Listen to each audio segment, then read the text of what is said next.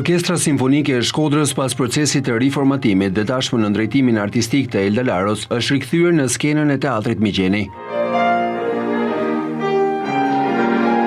Në këtë koncert të titulluar From West to East, së bashku me orkestrën performoi soprano e njohur Ana Naqe, e cila në dirigimin e Laros dhe Orkestrës Simfonike solli për publikun shkodran një repertor të zgjedhur me vepra të autorëve të njohur shqiptar dhe të huaj. Njeriu ka gjithmonë emocione, por Shkodra, si thon shkodranët, është sheqer dhe emri im është Ana Naqe, që në Shkodër Naqe është shpirt, kështu që s'kishte si të ndodhte ndryshe, kam shumë emocione, jam shumë emocione të mira, domethënë, sepse është një nder i madh të performosh me Elda Laron. Ajo është një nga artistët më të mëdha që unë njoh në jetën time, në karrierën time dhe gjithë bota e njeh dhe e nderon. Është fantastike, domethënë, jo vetëm si artiste, por njeri i mirë, ndihmon të gjithë artistët e rinj, ju jep krah, ka një zemër të madhe dhe është fantastike. Elda të shoqëron si askush tjetër. Domethënë, zërat kanë shumë nevojë për një mbështetje dhe Elda i njeh shumë mirë dhe i mbështet shumë mirë zërat lirik. Janë të gjithë sheqera.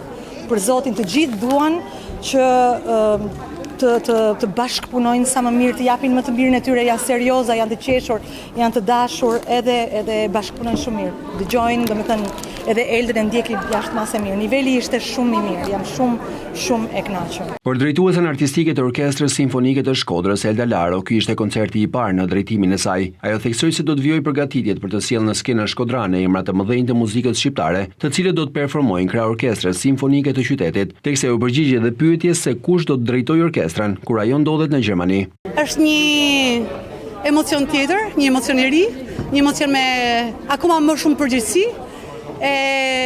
Pasi kërkoj nga vetja ime në radhë parë, më shumë punë, më shumë përpjekje, domethënë, për të realizuar një koncert sa më të mirë. Edhe besoj se doli goxha mirë, domethënë, këtë koncert, sepse orkestra, siç e dëgjuat edhe juve, përgjigjet me të vërtetë shumë bukur. Zemra rreth shumë më fort se kudo tjetër. Domethënë, në skenën tjetër të botës unë dal, kam atë emocionin tim, po këtu, domethënë, rriten, domethënë, komplet zemra më rret shumë fort në çdo moment, por rret domethënë në mënyrë pozitive, në mënyrë konstruktive, sepse më jep me të vërtetë krah edhe forcë për të bërë më mirë. Edhe sigurisht, domethënë, më kthy qytetin tim, domethënë, të lindjes është një emocion që nuk ka komente, domethënë, është diçka e rrallë. Kjo ishte domethënë produkti i parë, po unë kam edhe shansin që kam një asistent të jashtëzakonshëm, i cili quhet Erio Daja, që e patë edhe sot domethënë në shfaqje, më dirigjoi mua sot.